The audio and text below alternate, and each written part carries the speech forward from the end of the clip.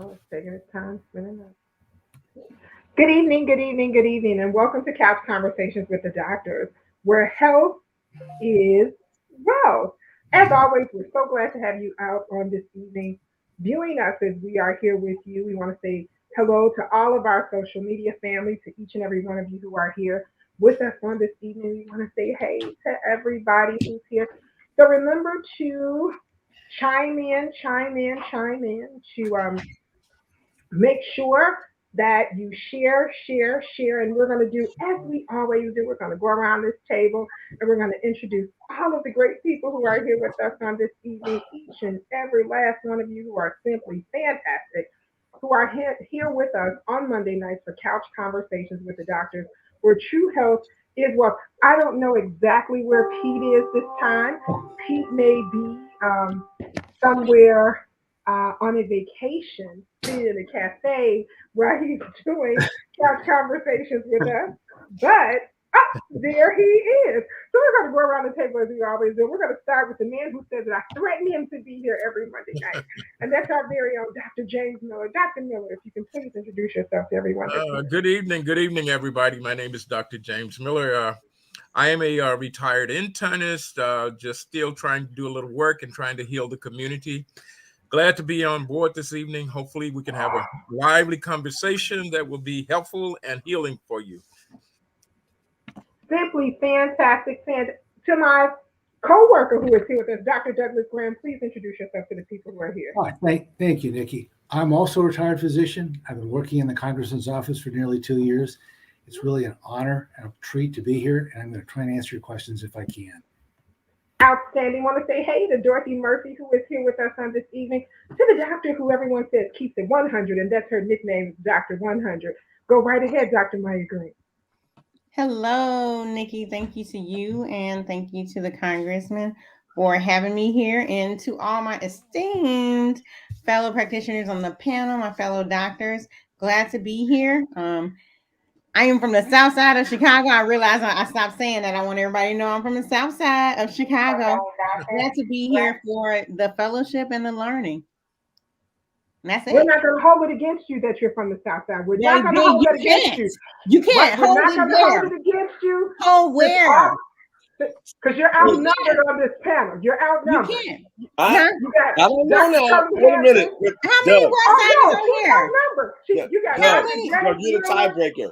South side, west side. I'm sorry? I said Doug is the tiebreaker. I guess I'm probably Wait, I see I worked in the western suburbs. I mean, I don't know. So let's be clear. Let's be clear. I already tell you I'm from south side. We got 4 west siders and 2 south siders. It looks pretty much even to me. You know what I'm saying? That's what you need and what you don't want. That's what you need and what you don't want. You wrong. Shots fired. Shots fired.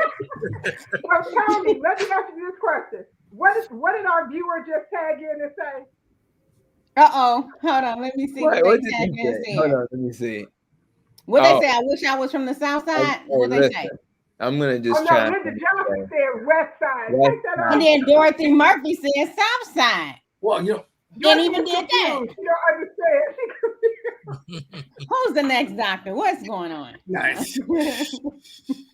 I'm literally I'm about to text some of my west siders and let them. Right. There you go. Bring them on in. Silver said we from the west side, didn't you, Silver? Silver said west side. Silver said west side. That's what she said. To the man who his love and passion is really to be on Iron Chef, but he's a doctor by day. That's our very own Dr. Tony Hampton. Dr. Hampton, introduce yourself. Hey, I'm happy to be here. Happy to enjoy our little. I work on the south side, so I do give some south side love. But you come back home. I come back home. No, we upgrade you. It's fine. You want to upgrade? We got it. So, upgrade? I said upgrade. That's what I said. I said what I said. In fact, I think everybody that's making comments should tell us what part of town they're from. So I hope everybody just keeps sharing that. I think that's wonderful. We're one big happy family, and we only have one mission. That is to help people live well and to heal. So hey, no matter what side of town you're from, we're gonna work it out. So happy to be here tonight. All righty, all righty. And to the guy who says that he is a chef for his family, you know, one day we're going to poll those people in their house and ask them exactly how they feel about it. That's our very own Dr. Pete. Dr. Pete, go right ahead. Hey guys, I'm excited to be here. Thankful for the congressman and Nikki, you for putting on this platform. You know, the community needs us to provide some clarity when there are untruthful and unvalidated sources of information that's out there. And so it's great to hear people that don't have a dog in the fight, but really want our community to be healthy and make healthy choices. So I'm excited to be here. Simply outstanding. We have one more person who has just entered the room, and that's our very own urologist of the stars. That's our very own Dr. Terry Mason. Dr. Mason, introduce yourself to everybody that's here. Well, thank you, Nikki, and really grateful to be here with my colleagues for one more time at the well of knowledge to impart just some sprinkles to the people who are listening, and we're grateful to be here. I apologize that I will be leaving the meeting early. My high school gym teacher is having an event this evening, and I used to be the guy when I was in high school that kept the record book. I kept track of all the cut slips and absentees and everything from my gym teacher, Mr. Maynard Welch, who is now in his 80s, but still jet skiing and still very active. Wow. So he's just an amazing guy. And I promised him I'd get there. So I'll be leaving a little early to go down to the promontory for where his event is going to be held. So Nice. I ask for your forgiveness early. Thank you. No worries. We're going to forgive you because we understand. We understand. We understand. We're going to go ahead on and get started and get right to our questions, you guys. Correct? You guys are okay? Let's We'll get start it. with our very first question. Our very first question says, how does those who are vaccinated become victims of breakthrough infection? Take it away, people. Yeah, I can start off with this one. So if you remember when each vaccine got its authorization, there were percentages that were given with those authorizations. So what that means was when they did the initial studies, it was never first of all, there's no vaccine that's 100%, period. And when they do the studies, and so you saw where I think Pfizer was like 95%, Moderna was like 94.6%, Johnson Johnson was in the 70s. So if you think about it, there will be a small percent of people that did not amount the appropriate immune response in order to protect the person from becoming infected. And so this is not an unnatural occurrence. We expect this, right? So and even amongst the people that actually is in that 95%, just imagine this for a minute. No one's immune system is exactly the same. And so and let's say Dr. Hampton's immune system, he might be producing X amount of immune response, but over time that may not be the same. And so we expect that there will be breakthrough infections. There's nothing that's 100%. I mean, I got a pretty nice running Toyota, and that bad joker ain't 100%. Mm-hmm. So that's how that works. And so breakthrough infections happen, and we anticipate that to happen. And so we make the appropriate adjustments. Why? Because we continue the mitigating strategies of washing your hands, keeping your distance, and also wearing your mask. So those are the things. And I don't know if anybody else has anything to chime in on that. I would only add that we have just heard and just had a release for booster injections. And the reason we had to get a booster injection was for the same reason you just mentioned, that immunity will wane over time. And so just like you have to get a booster injection for your tetanus shot, and just like you have to get a booster for your other things, our flu shot every year, and all these other things that are necessary to sort of recharge our immune system, it's very much the same. So nothing is as good as God, but we try to come close. So another way that I look at it is, if you're in a car accident, you'll want to wear your seatbelt. It doesn't necessarily mean that you might not get some injuries, but it's going to keep you from the serious injury. And so even though you have breakthrough infections, you still don't end up in the intensive care unit, and you probably don't end up as a long-termer. So you'd rather have that minor scrape than have the serious issue. So that's why to get the vaccine. I think the other thing I'd like to share is we now know that if you get vaccinated, your body is much, much better than if you have the COVID. Your response and defense against the COVID is not as good and strong as if you're vaccinated. Well, saying just you had COVID, you're safe, isn't quite true anymore. We know that over time, you're going to be susceptible to that second infection. Maya, you just look like you itching to say something. I was going to wait for the next question. Yes. But so then if you think about breakthrough infection, what is a breakthrough infection? It's an infection. So, I got vaccinated. I got the COVID vaccine. I completed my required dose. If I'm immunocompromised, the required dose is three of the Moderna or Pfizer. And if I'm not, 2, right? I got my baseline. And then I get tested. Whether it's a random test or I'm symptomatic and the test is positive. That's a breakthrough infection. And I like that we all talk about different reasons why it happens. One of the reasons I just want to put on the table, especially with the Delta variants, is remember, the coronavirus is a virus. COVID-19 is a virus that just wants to live. Every time I allow it or give it the opportunity, or every time it reproduces, it tries to change itself into something that can move around the vaccine, move around my geographical stuff, whether it's state, move around. It tries to make itself more transmissible. And if I'm not, the more people that are vaccinated, the less the virus can reproduce.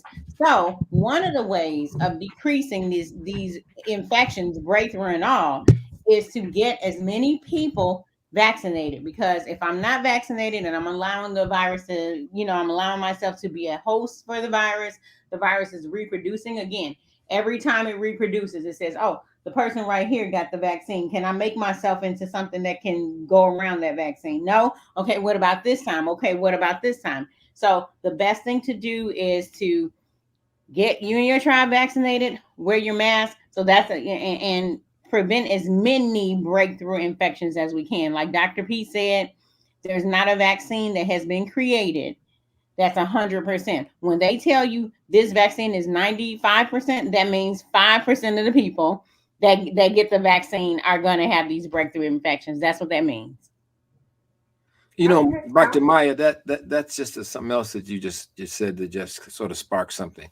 There's been much ado about personal rights. My personal decision to take the vaccine. But it really isn't a personal decision from one point of view. I mean, everybody's saying I have a right to decide. Well, you really don't, because what you're doing is you're not just getting the vaccine for you. To Dr. Maya's point, you're getting the vaccine to keep your body from being a manufacturing factory for the virus. And so the more people that we have that, the less places that virus has to go. And when those people, the virus finds an unvaccinated host, it begins to reproduce itself. The next thing you know, you're coughing and sneezing and putting out millions of copies of this virus all over the place. So I think that we need to really sort of refocus this conversation from being about personal rights. No, I'm asking you to get the vaccine because I don't want to get something from you, and I don't want to give you something. So I want to make sure I've done my citizen duty to help curtail the spread of this disease. And if you're working in public sectors, like a lot of these groups are that are being given mandates, when you're working in these sectors, you are coming into contact with lots of people on a daily basis, and they're coming into contact with you. And what we all need to do is be as protected against spreading something from one of us to the others of us, even if that other of us is in your own family, your son, your daughter, your wife, your cousin, or somebody that's got to ride the bus to go to work, and that's she or he may be the only breadwinner in the family. So I just wanted to say that. Yeah. Can I just add one thing is that, in this process, all of us do have some responsibility, not just for ourselves, but to each other. And, if we were all on a boat and we were going someplace and what one person does may affect the outcome for a lot of people. If somebody's get to shooting and cause some damage to that boat and it sinks, you take down everybody else that's on that boat with you. And so we are in a situation when we have public health infectious diseases that in that environment where we all are, we have to be responsible for ourselves and to one another in order that we don't our individual rights does never part never exceed the whole. The whole right is greater than the individual parts. So we have to look at it that way. That you have certain rights, but also you have some responsibilities, and those responsibilities outweighs and to some extent our individual rights when it harms somebody else. Well said, well spoken. Dorothy Murphy is here with us, and she says hello, and she also says Southside. Okay. All right. Some of you all may have missed our little conversation earlier, but you'll catch on and you'll begin to leave your things in there. Bonnie Smitley is here, and she says evening. Know that she's from the West Side. Linda Johnson says, Linda Johnson, I'm here from Woodlawn. Okay, Linda Johnson. She says, yes. Virginia Knight is here. She says, good evening. Everyone got my booster, my flu shot on Saturday. Oh, she's a West Sider. I just thought I'd let you guys know that. Martha is here. Martha says, good evening, everyone. Audrey J. Cox is here, and she says, good evening to everyone, and they are West Siders. So I just thought I would share that with you. That they are from. Can I give a compliment to a West Sider? Virginia Knight out there doing West Side things. I am so glad. So it looks like Virginia Knight got her, and this is on Facebook. So I'm assuming that I could say it. It says got my booster, which is I think they're referring to a COVID booster, and the flu shot. What a lot of people a question that we get a lot of times is, can you get the COVID vaccine and another vaccine at the same time? Come through, Miss Virginia Knight, getting them both. Go ahead and answer the question before it's asked. That's what I love about it. So yes, you can, per the CDC, get more than one vaccine at the same time, and one of those vaccines can be your COVID vaccine. One caveat that I always tell people is you definitely want to contact your healthcare provider and follow with your healthcare provider. But per the CDC, that's absolutely okay to go ahead and get your COVID vaccine at the point where you're getting your other vaccines. I don't know if any of the other doctors have any. I mean, Virginia Knight has already led the way. Yeah. You see what I'm saying? I agree with you. If you're just looking strictly at science, the CDC says you can do it, and I always encourage people to get it out the way. Some people who are particularly maybe sensitive, I may say, hey, you may want to split it up, but definitely if you get them on the same day, you can knock it out. I say, one shot in one arm and the other one in the other arm, and then you can rock and roll. Mm-hmm. So that we do have that question this evening. So since we're already talking about that topic, that question also adds the shingle vaccine. I think it's let's see the questions really quickly. Yeah, there is question number 7. Do you suggest doing the flu vaccine, shingles, and COVID booster at the same time? So I think all they did was added that shingles vaccine. Do you think you should have that at the same time, or should you split that up, Dr. Pete? Yeah, I mean, I don't have that specific data in front of me, but provided that you're not someone that gets particularly sensitive to the to any vaccine, I think it should be okay. Okay. Audrey Jaycock says, got both of mine the same day, one in each arm. And But Virginia Knight is rooting for the Moderna. She says she got her yeah. Moderna. So I guess that must have been her COVID And then let me say booster this. vaccine. Let me say this. Just Sure. caveat to what Dr. Maya said. It's always important to touch base with your provider because, like, I have some of my HIV patients that I help to triage what's more important, so that if we got a number of, let's say, vaccines to get or a number of things to do, I may say, well, look, we're about to go into the flu season, so that's definitely, you want that out the way. Okay, you definitely want to, get your COVID vaccine if you haven't had it at all. And then we may decide, well, why don't you get your shingles later, right? Because that's just in terms of, that just makes common sense in terms of what your immediate threats are versus what your threats might be, down the road. And particularly if you have people who have normal cell counts and things like that, their viral loads are undetectable. So I may just say, look, get these two first, and then the next visit we'll do the next one, or shingles. Yeah, most of my patients have chosen to get no more than a couple of vaccines at a time. I think that's just you don't want to overwhelm your immune system is the way they're thinking. And I think that's fair. I mean, we give so many shots to our babies at the same time. I mean, if you think about it, they're getting multiple shots. As a family doctor, I remember when I took care of kids, that was the theme. So clearly that's okay. But I just think that people have to make common sense decisions based on their previous experience with vaccines, based on their personal, concerns. And the main thing we try to do in healthcare is when we have people in front of us, we try to maximize that moment. It's hard to see doctors. And sometimes the ability to get to the clinic, like we do have a COVID clinic. So it's just for that. And sometimes people will get additional things during those visits. But at the end of the day, when we have people in front of us, we encourage at least a couple of vaccines. And I like Dr. Pete said, prioritizing it in a way that will allow the most important thing to be taken care of.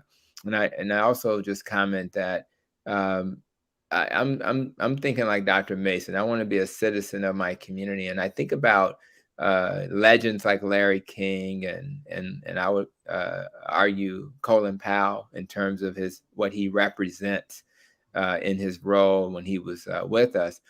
It'd be nice to have those people around a little bit longer, to be honest with you. So when I'm thinking about vaccinations, I'm thinking about, can I keep them around a little bit longer so that they can share their knowledge? And even if we're debating about certain concepts, we want them to be around. So we have to be better citizens. And by being vaccinated and trying to get as many people, we will really reduce the risk, so that we can then do the things that we love to do. I have not done a lot this past year and I love doing things. So it's been very difficult. And I think the sooner we do that, we'll get closer. Outstanding. Our next question says, I've never had hypertension. I was always on top of this. I believe and practice preventive medicine until I got COVID. Now that I have had COVID, I have hypertension. How can I correct this issue?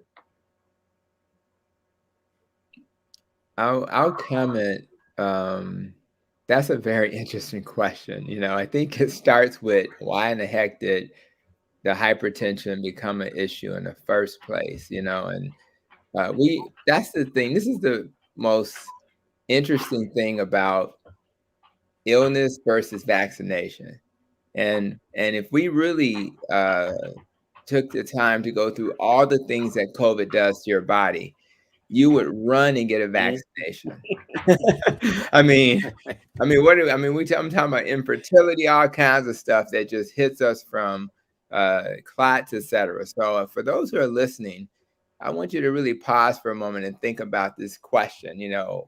Why is it that this person who did not have hypertension now has hypertension? And recently in the studies that I've been doing in school, we talked a little bit about the renin-angiotensin system. And we really don't think about this renin-angiotensin system and aldosterone, all these things, unless we think about, our blood pressure is low. And those are the types of things, rather than our kidneys or elsewhere, that help us to kind of support our blood pressure, and we can raise it. And it'll help us in terms of how we deal with salt in our body, and it helps to raise our pressure. So I know that, at some point there was some things I read that said that COVID can enhance that system. So you're enhancing the system that's going to then lead to you have a higher blood pressure than you need at the time.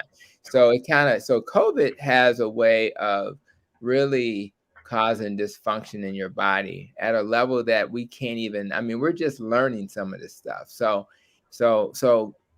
going back to the other question, because we probably don't have the data to say, well, what do you do? Well, you do the same stuff you would do to not have hypertension in the first place, which is you'll do all those lifestyle interventions, whether it's diet, stress reduction, getting enough sleep, making sure that you take care of yourself in that regard. And then hopefully that'll mitigate the risk or reduce the risk that this hopefully temporary impact on your body won't be long lasting, because that's really all you can do. I doubt that we have the data to come up with anything more nuanced than that. The main thing that people listening should understand is that COVID wreaks havoc on your body. And although I may not be Larry King or Colin Powell, and I'm supposed to be some kind of healthy guru, but I don't know what COVID's going to do to my body if I get it. So the goal is to avoid it. And if you get it, going back to the vaccinations, if you're vaccinated, the chances that it's going to wreak havoc on your body the way it would have if you weren't vaccinated is going to be much less. So there's so many reasons to do vaccinations because of what we're talking about right now. Go ahead, Maya. I'm having trouble. It must have been when I was talking about the West Side people, my mute button. You see, StreamYard now trying to shut me up. You see what I'm saying? Whoa. It's like, no, you're gonna mute. You don't know you're gonna mute. No, you don't know what to say. I got it. What did Pete do one night when he made his hands do the W and he did the West Side or something? What was that? Oh, okay. Oh, West Side.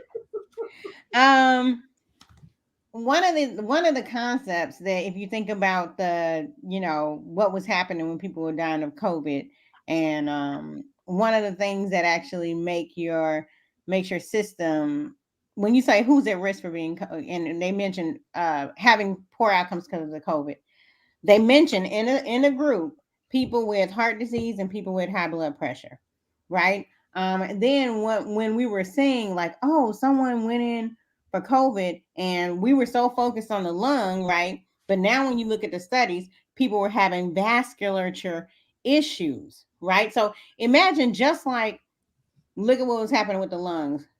COVID gets in the lungs, and the presence of COVID in the lungs, the body tries to fight it off. So it starts this like system, right? And this your immune system starts reacting. It causes all this stuff in the lung, and then the lung has to heal itself.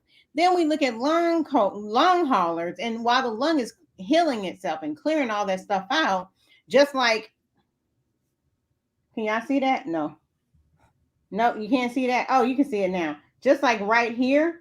When I had something going on right here, when I was a teenager, however old I was, when it healed, it scarred. It didn't heal back. The same thing, if you look at it, happens in our lungs and in our vasculature. After, we look at, hey, the COVID virus has left the body, but the scarring from the healing is still there.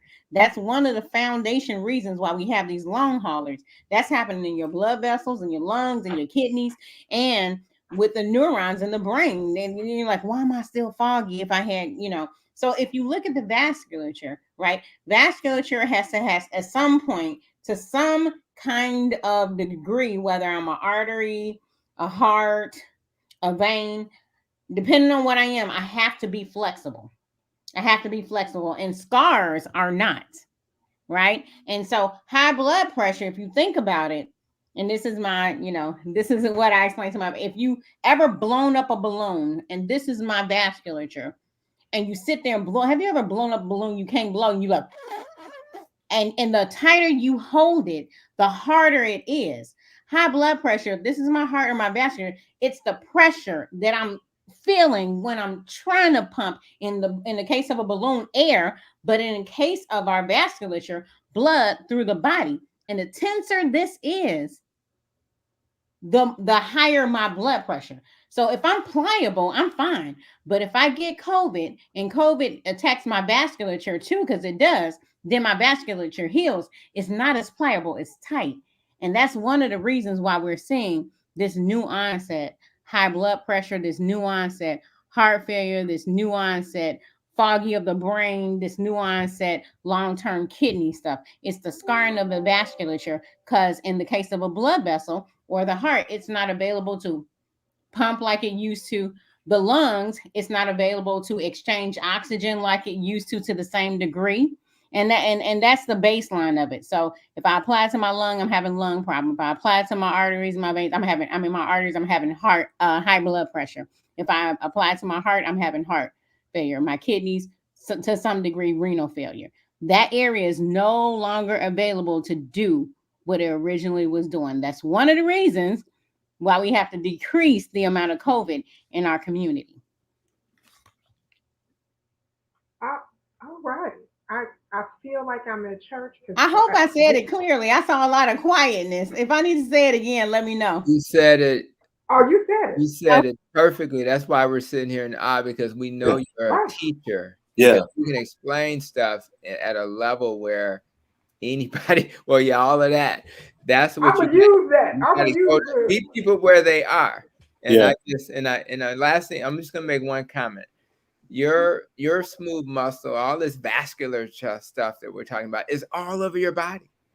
So that's why this disease is so deadly. I always talk about metabolic syndrome and insulin resistance. It's all about how it impacts your smooth muscles, which are in your brain, in your heart. All of that stuff is the same. Even when you get fibroids, all of that stuff is smooth muscle. So that's why it's been wreaking havoc on us. And that's why we have to help people understand that with lifestyle changes, they can really reduce the risk that's going to happen.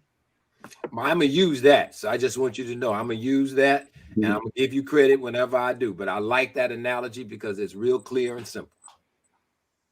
Yes, she moved those jaws to get tight. Mary Ballinger says, good evening, beautiful and wonderful people. Linda Johnson was laughing. Lisa Rogers says, good evening, everyone. Of course, Mary Ballinger said West Side, just to let you know, Maya, she's keeping you on track. Lisa Rogers Russell also says she has both. Felicia Cook says, so is the scarring permanent? Maya? In a lot of cases, it is. In a lot of cases, it is. That's why sometimes it's and you can't say who, but for the most part, scars are, because so just like this, okay, just like the one on my skin, y'all see it now, right? The one on my skin, my little keloid, just like that, a lot of them stay. The body will try to heal to some degree, but remember, the best thing to do is, we talked about primary, secondary, tertiary prevention. The best thing to do is keep myself out of it. So I don't want to not get vaccinated and get COVID, and in this case, some of the tissue heal, and I think God gonna heal the rest. This scar, I had this scar since I was 6, so some tissue does, most of the tissue does not heal. And if it heals, it doesn't heal to the same degree as how it originally was. That's why it's important, while we can, to keep COVID out of our community. That primary prevention, everything you do to keep it out of your community. Once I'm in a place where I'm symptomatic and screening positive, I'm already at the secondary prevention. If you got symptoms and you get tested, you're already at the second thing, right? I want to stop it at the head. I want to stop it at the first opportunity. And that's wearing my mask, keeping my physical distancing, and getting myself vaccinated. There you go. An ounce of prevention is worth a pound of cure. You took the words right out of my mouth, Dr. Miller. You took it right out of my mouth. Nan Washington says, great information. Lisa Rogers Russell also wants to remind Dr. Maya Green, West Side. Mary Ballinger says, yes, Dr. Maya, you broke it down for us so perfectly. You know, Netta in Washington also asked one quick question. She says, does this only occur with severe cases?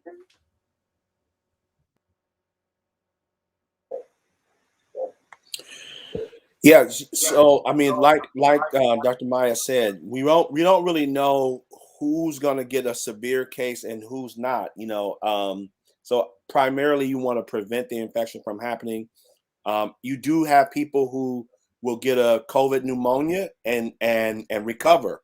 Um, but I will say recovering from the infection does not necessarily mean a normal functioning lung as a result of that infection.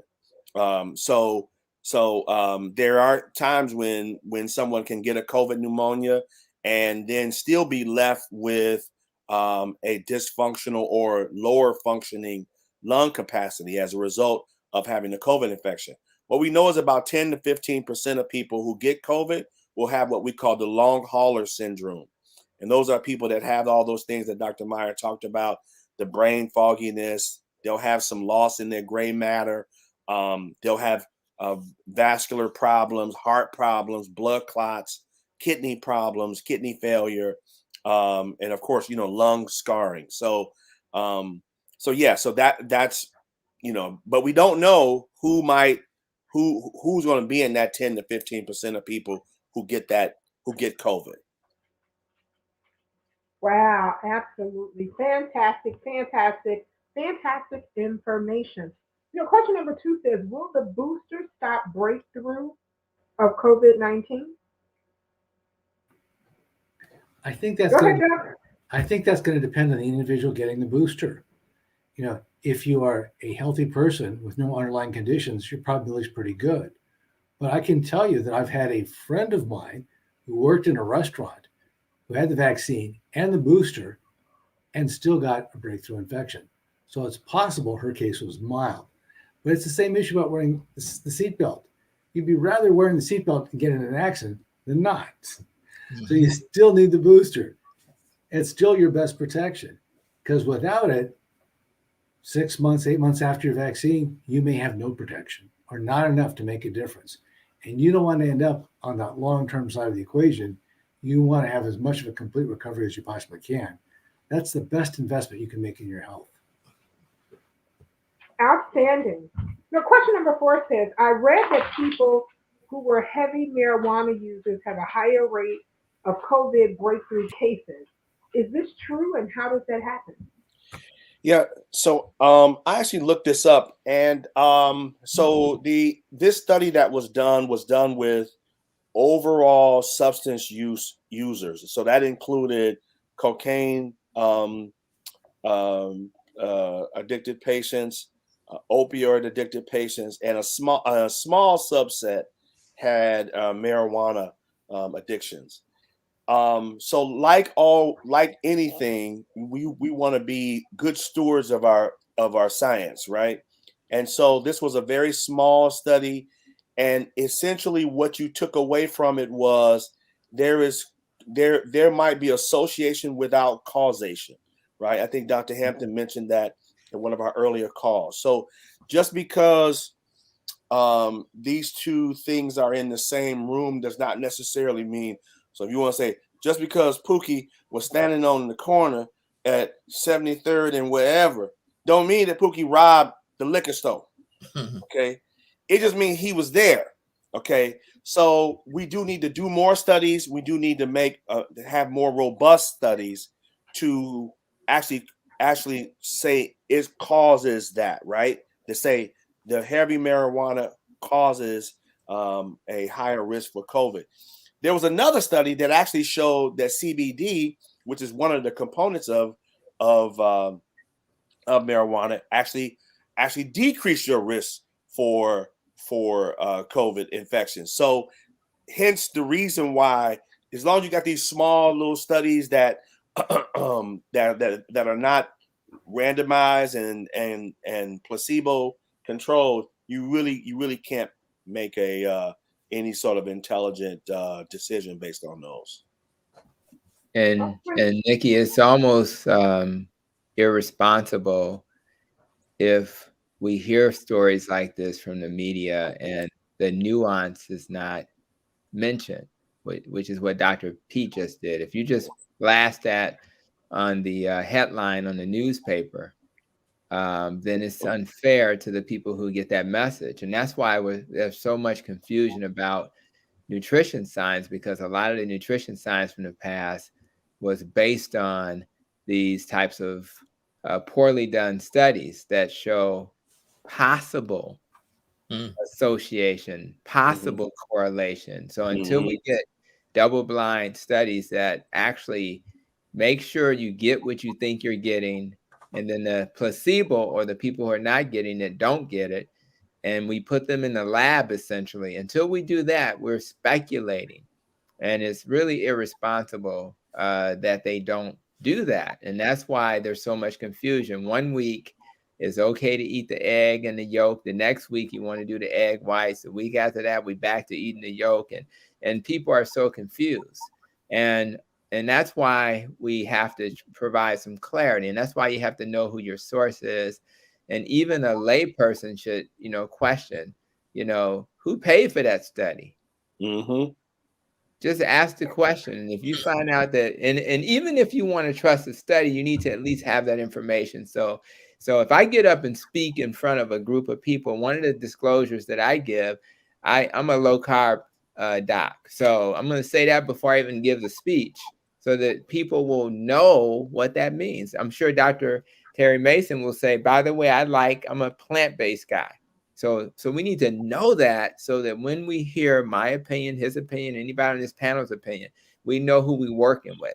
And again, it doesn't devalue them. It just lets you know what you're working with. So I appreciate your comments, my brother, because science is really it's supposed to be guiding us. But if the science is not of the level of evidence that we need, then it really can't be trusted to make decisions for you and your family. I got you. It's the egg or not the egg. The egg white, the egg yolk, or the new thing, the plant-based eggs. So they got eggs in a carton that are made from a plant. So I don't know. That would be an interesting conversation between you and Dr. Terry Mason. Oh, yeah. And let me say this too, Nikki, that I know that somebody is thinking, well, how is the normal person in the community supposed to determine what study is good versus what study isn't good? And all I'll say is just, you have a forum like this, right? And I'm happy that you asked the question, because again, we're not gonna we don't have any sort of like any arterial motive of trying to convince you of one thing or the other. The one thing we do want you to do is live and be healthy, okay? And so we don't want you making decisions off of information that's not validated, that's not. And so, and to Tony's point, we don't even know who funded this study, like who had a dog in this fight that wanted to shift the conversation this way. And so, and I would say this too, if you ever want to check and see, you may just want to put in marijuana, COVID, and the CDC, because the CDC, they're not going to put, and if it hasn't been studied, they'll tell you that. We have not had a large randomized controlled trial study on this. And that tells you that anything they're saying is almost like their personal opinion. And again, what they're doing is they're saying, hey, yeah, we saw Pookie on the corner and we said Pookie robbed the bank. You can't say that. You can't say Pookie robbed. You saw Pookie on the corner. That's all you can say. And why did it have to be Pookie on the corner? Why couldn't it have been Karen on the corner? Karen could have been on that corner too. I know a Pookie though. Karen could have been on that corner. Karen, why did it have to be Pookie? Karen could have been on the corner. What you say, Karens? Hear my song, Karens. Let me tell you about these Karens. All right. Question number. I am so sorry. I am so tickled because I love when Maya says baby. She says baby. Question number 5 says, there was a report that shared the medicine used for OCD actually can be a treatment for COVID-19. Is this a potential cure? Oh, wow. Ooh wee. You know Dr. what? Hanson, that was Ooh, interesting. Oh, wee. well, I'm just saying, like, first of all, Dr. Pete Back to is those worth studies, huh? Dr. Pete is worth the price of admission. Let me just say that because I've been in many boardrooms because of my leadership roles. I ain't heard Pookie and none of them. I just want to do a shout out, and that's why I love this forum, because it really allows for us to be ourselves. And I applaud you for that, my brother. So, but yeah, I mean, when you think about we're supposed to be scientists first. So if there is a study out there that says, yeah, there's a cheap antidepressant, probably $3-4 medicine, right? Compared to the Merck medicine that, they use, they got the pill that they're going to be offering for people who have, not in a hospital, but they're sick and you want to reduce the risk that they'll go in a hospital. And so, you got a pill that's $4 potentially that they're studying versus the, who knows, $700 for the Merck drug. So the reality is, and I don't have all the details of the study, but I know that there was some evidence that maybe that's going to be effective, the same medicine that they use for, depression, obsessive compulsive disorder. So that's absolutely out there. I do think that we have to honor that and do what Brother Pete said, which is when the CDC says we've gotten to that level of evidence, right? Like I'm a big Joe Rogan fan, for example, and I know he was in the news about using they call it the horse, but it really was his doctor did give him a medicine. What was it? You guys remember the name of that medicine for I can't think of it right off the top, but the bottom line is we have to be mindful that he made a decision with his doctor that it was the benefits outweigh the risk, and that's okay if a doctor and a patient makes that decision. But what we tend to do is wait until the preponderance of evidence is going to support any suggested intervention. And if we don't get to that level of evidence, we have the potential to harm our community. And I'm just not interested in doing that when we have alternatives. So until we have the studies to support this particular intervention, I don't care if it costs $1 or $700. I'm not going to, recommend it. So I think from what I gathered, it was still preliminary. And until it becomes a little bit more, solid, I would, say, let's just put it on the list of things that could potentially help. They're doing a ton of research on a lot of different things right now. And when it makes it to mainstream, it would have adequately been vetted. Yeah. Hey, Dr. Hampton, I thought about what Dr. Doug was saying. So there would be like, well, if you want to reduce your risk for injury and car accidents, instead of using your seatbelt, just go crawl in the trunk or something. I mean, what? Wait a minute now. You want to crawl in the trunk? Why do you think? Put the seatbelt on first. Okay, like that's been proven to work. Right. Put the seatbelt on. It's really and I don't fault our patients. I don't fault the community. It's because we got so much stuff being thrown at us. Right. If you are just like, I know you can be inundated with all this stuff, and it's hard to say, well, what do I do to help protect myself? Well, for sure, do the thing that is most proven to work. That is, that's the first thing you want to do. Now we can look into crawling in the back seat later. First things first, put the seatbelt on. Guarantee you your risk goes down tremendously. Right. So I agree, Dr. Pete, because if you crawl in the trunk, they may hit the car from behind. Hey, right? You see what I'm saying? But there's a study out there that says crawl in the back seat. No. And what you want to do is talk to your primary care provider. We have all kind of ways of communicating with your primary care with with EMR, so you can inbox your primary care doc and just ask a question and just Yeah. say, hey, should I be looking at this or should I just stay with whatever, so I think that's a good idea. And one additional thing that's most important, I believe, that you actually shared. Everything you share is great and very important. But one thing that is also important is the fact that you are mentioning a primary care physician and Mhm. how important that is.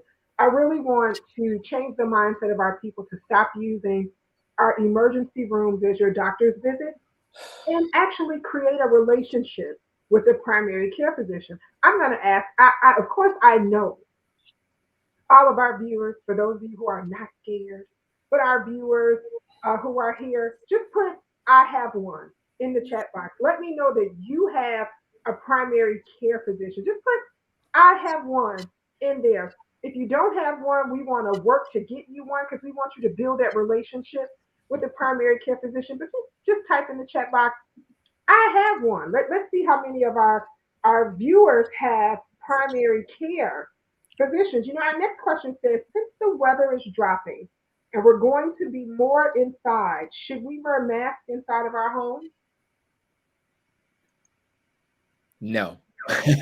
Unless your family members one of are the with you on one of that the period. one of the advantages of being at home is that you can finally feel comfortable with who's in the house, what their level of protection is. My assumption is that you're in the house with people that you're normally in the house with. If you have visitors and there's a concern about being extra cautious, I think that's a reasonable thing to do when you have visitors. But for the most part, that's that one place that you should feel fairly secure.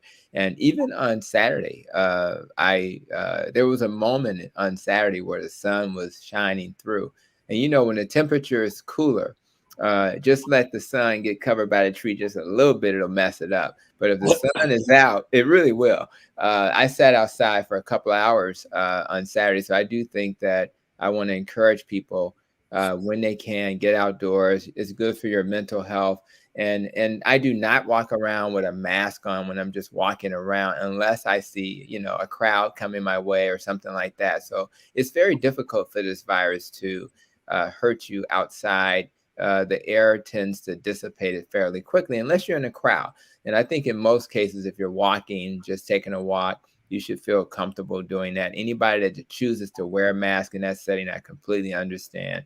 I prefer you be overcautious than undercautious. But if you're in your home, that's a place where I want you to let your guards down a little bit and enjoy being at home. Doug, you seem like you want to say something.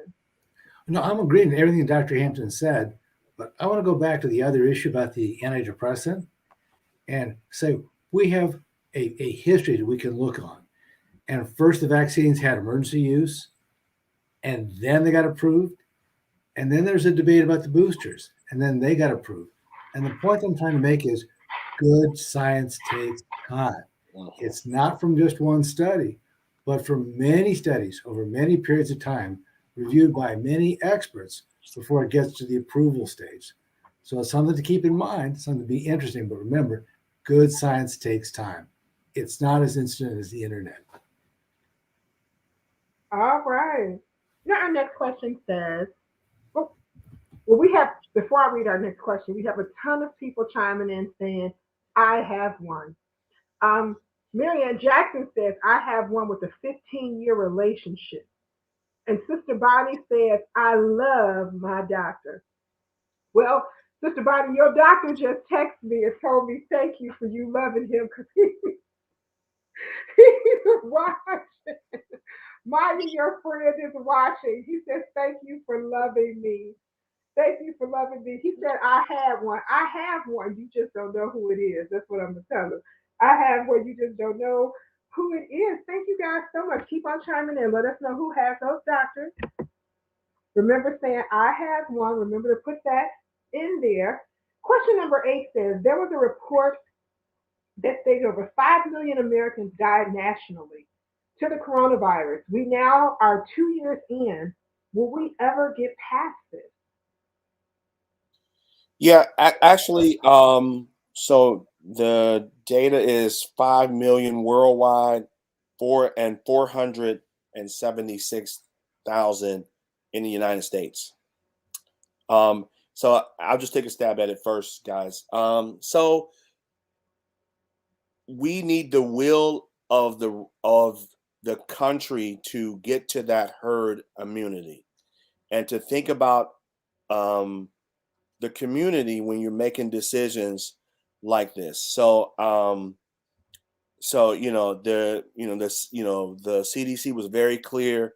We need 70-80% of the population. If you think about a place like, I was reading a place like Iceland, for instance, I mean, they got to herd immunity really quickly, and their cases are very, very, very low. Now they're seeing some emergence of the Delta variant, but even with that, the cases are extremely low. So the science is still there. It's saying you gotta, to Dr. Maya's point, prevent the escape routes for that virus. As long as it can escape, it can mutate. Okay, that's a rhyme right there. As long as it can escape, it can mutate. And so the mutation allows it to survive, and each time it can potentially become more infectious, more virulent, which is stronger. And so the idea, so to answer her question, with no uncertain terms, it really depends on our ability to get to herd immunity, which is 70 to 80% of the population becoming vaccinated. Okay. Anyone else want to chime in on that? Yeah. I do want to say that rhyme. Right. I want to say the reason that Dr. Pete is rhyming is because he has on his Wu-Tang shirt. Woo, You know what I'm saying? woo, As a reminder that just like the Wu-Tang Clan, the coronavirus ain't nothing to mess with.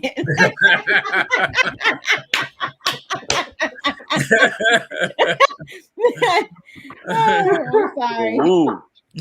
Sorry, Dr. Miller. I know y'all. Yeah. Look But up I like laughing, so I know you know the rhyme. we will get there. Yeah, no, we will get there. I mean, it's a question of how long it's going to take us and how many lives it's going to cost us. And obviously, the sooner we get more people vaccinated to those numbers that we talked about, the sooner we'll get there, and the more lives will be spared. So, yeah, we will get there. But everybody won't survive, because the longer it takes, the larger number of people that won't survive it. All right, Maya, don't be sleep on Dr. Miller, honey. I was in the car with him the other day. I saw him laughing. So it was a JV playing. That's all I'm gonna say. That's all I'm gonna say. It was some JV playing in the car. There was some missing parts to that rhyme, and he looked like he had discernment on it. That's all I'm gonna say. With that Wu-Tang Clan. We got a couple questions. We're going to grab some of the questions in the comments, but we had a couple unique questions that I actually sent to you guys to take a look at that kind of chimed in, and they came from different places. Just want to give you the opportunity to read over those two really quickly. Our next question says, with the winter coming, are there any suggestions on how we can keep our families healthy? Is there some type of vitamin cocktail to strengthen the immune system?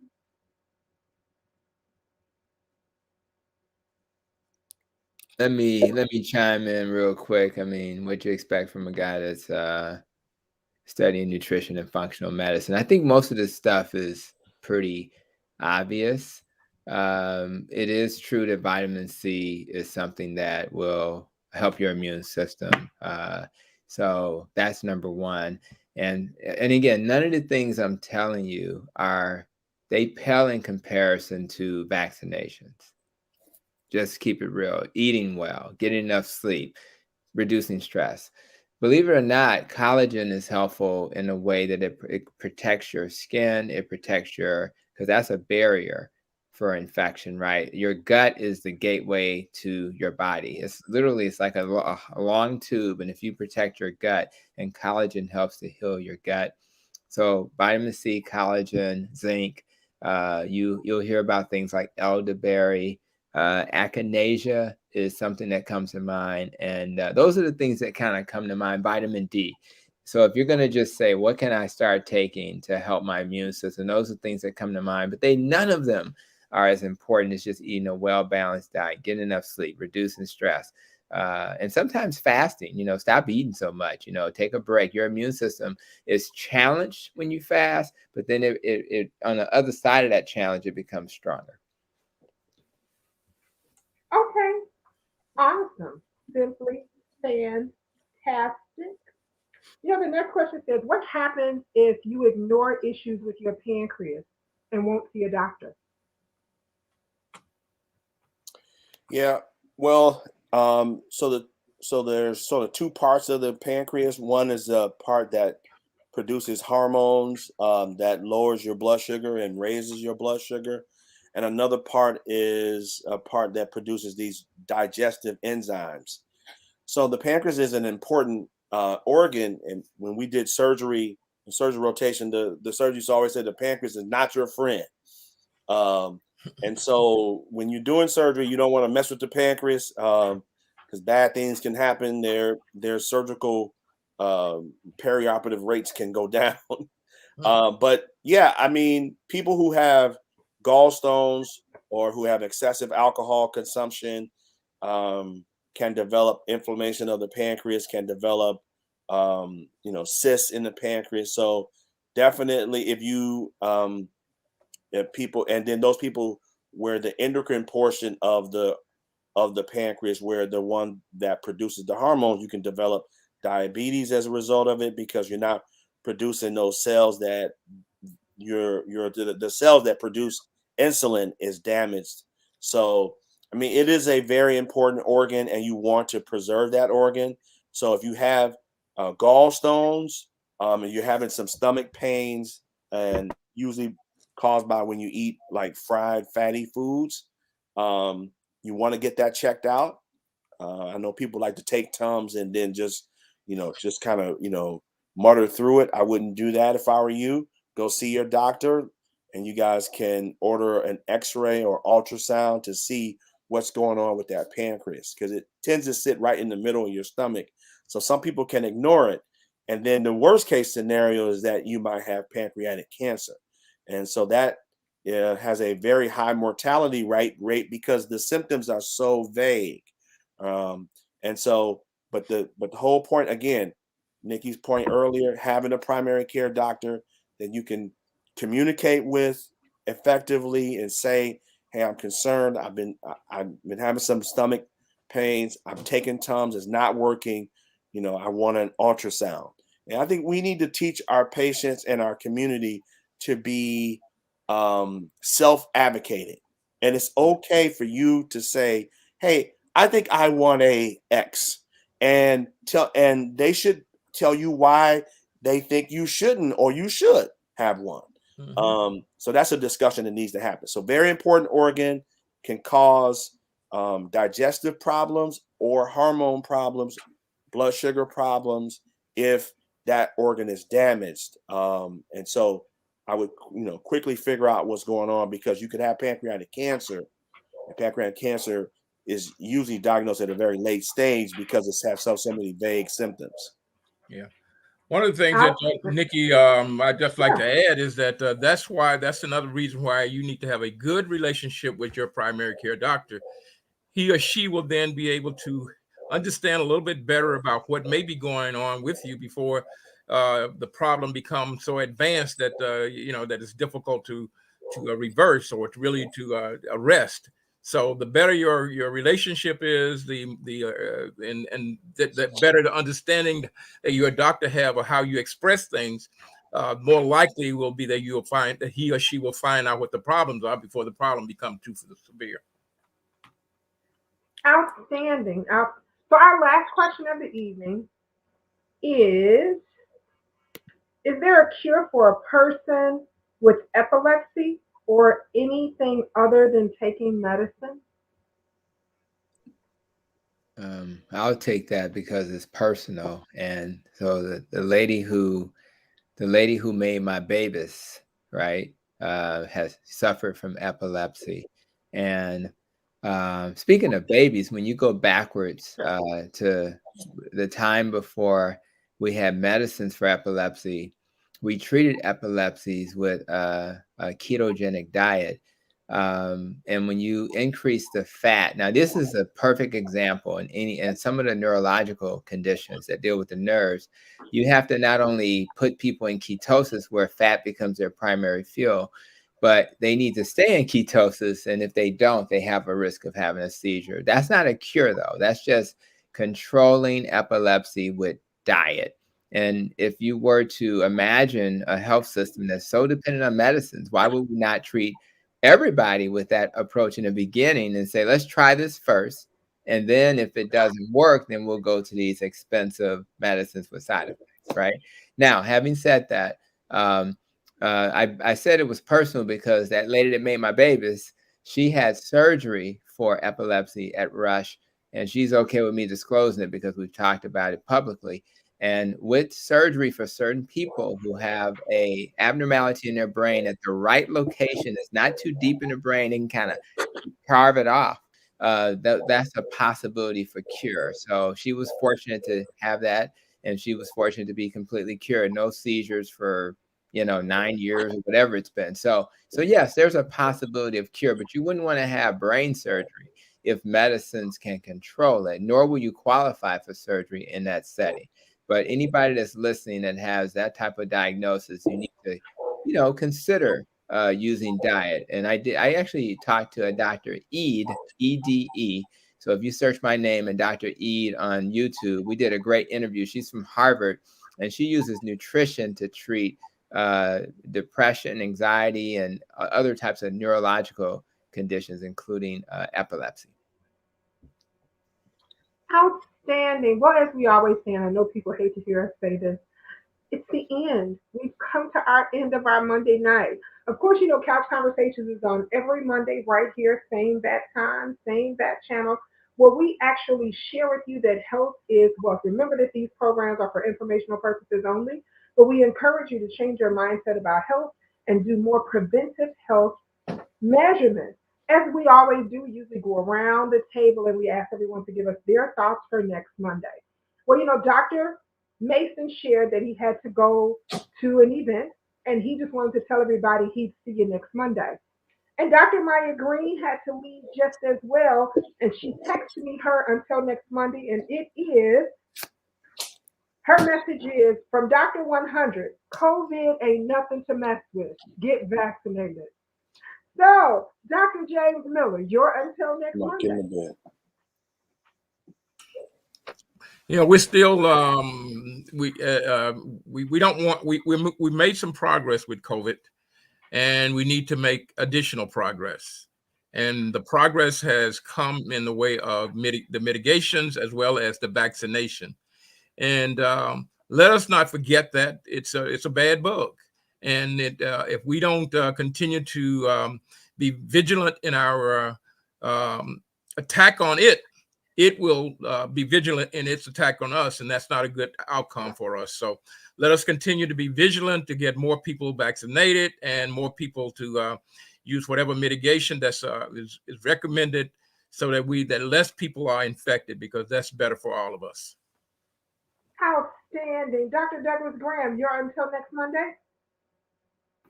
So I've been thinking about how long we've been dealing with this and how much we all want the instant answer. All I can reflect on, it just going to take more patience and more determination to see this through. So we just kind of have to check ourselves and remember to be patient. All right, patience is a virtue. Dr. Tony Hampton, you're until next Monday. I agree with Dr. Graham. If you're gonna, even if I reflect back on being in school, it's that was a long time ago. No, even you know what? That's not very nice. I'm talking about my nutrition stuff that I'm doing now, Nikki. And what I'm trying to say, you're tripping. And it is a long time ago when I was in medical school, but you have to be patient. You have to be patient, and rather it's being patient. Our health system gives our our team members anywhere from $5,000 to $7,000 a year to go to school. Free money. It's free money. So take a couple of classes, be patient. And I take advantage of that. And I certainly don't need to do it, but I just feel like we have to be continuous learners. But I wanted to just say that today was a good day. I know I had to get that little rap song in there. Today was a good day because, I had about Ice Cube. Yes, right. 4 or 5 Ice Cube. I had 4 or 5 patients who, were celebrating their incremental changes. They were making changes. The numbers were coming down. I took 2 people off of their metformins today. And I just want everybody listening to understand that this is a possibility for you too. This is not some, hoop dream. This is real. And the changes. And one thing that they all said that shocked me, and I'm not saying it's easy. Right? But I'm going to tell you, they all said it was a lot easier than they expected. Right. And now they're just in the zone and they're doing some good stuff. And I just want to encourage everybody who's struggling. We don't have to wait until the new year to make a change. I know we just had Halloween and most of our homes still have a lot of candy that was not given out to the kids. Right. So, this is the time to start making those changes. You don't have to wait till the new year. Let's start making some lifestyle changes that's going to change not only your life, but you're going to lay the foundation for your family so that your babies and those other people you care about are going to learn principles so that they can have healthy lives and won't have to succumb to all these chronic diseases that we talk about in this platform. All right. Dr. T. Yeah. Bring us on home. So Sunday, my pastor preached about Joseph and the dream that he had, and the several dreams that he had. And I think hearing some of the questions that people said today and that they were asking, people want to know, when are we coming out of this, And I think we have to see ourselves out of this. I mean, like literally visualize life before all of this happened. Okay. But we're smarter, right? And we probably will never be the way we were, right? So we're going to be moving a lot different, protecting ourselves and our communities. But we got to visualize ourselves outside of this, like over it. And I think that's when we can visualize that, and like Joseph's dream, just know that God has something bigger in store for you. And you just got to stay faithful, and part of that is getting that other percent of our population to become vaccinated. But we can't see them where they are now. You almost have to see them for who they're gonna be. And then I gotta say this. Mary Ballinger got a great saying. She said, if it can escape, it's gonna mutate. So that's why you gotta vaccinate in order to assassinate. Now, Mary, thank you. That was awesome. She made that all up. I like that. All right. That was right up your alley, too.